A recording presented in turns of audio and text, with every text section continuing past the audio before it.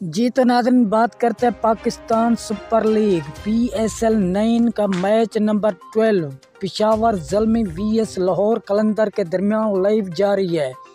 हम आपको मुकम्मल अपडेट से आगाह करेंगे। इससे पहले अगर आप हमारे चैनल पर न्यू हैं या पहली बार विजिट कर रहे हैं तो आपसे गुजारिश है वीडियो को लाइक करें, चैनल सब्सक्राइब करें, साथ दिए गए बेल आइकन को ऑल पर कर दें ताकि हर नई आने वाली वीडियो का नोटिफिकेशन आप तक बर वक्त पहुँचता रहे। तो नाज़रीन, आपका कीमती वक्त ज़ाय किए बगैर चलते हैं वीडियो की तरफ।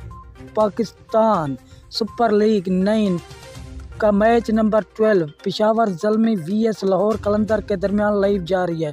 लाहौर कलंदर ने टॉस जीतकर पहले फील्डिंग करने का फैसला किया। अगर आपने ये मैच लाइव और बराह रास्त देखना है तो PTV स्पोर्ट पर यह मैच लाइव दिखाया जा रहा है और इसके अलावा फेसबुक पर या गूगल पर इन दोनों टीमों के नाम सर्च करेंगे, वहां पर भी आपको ये मैच इजीली मिल जाएगा।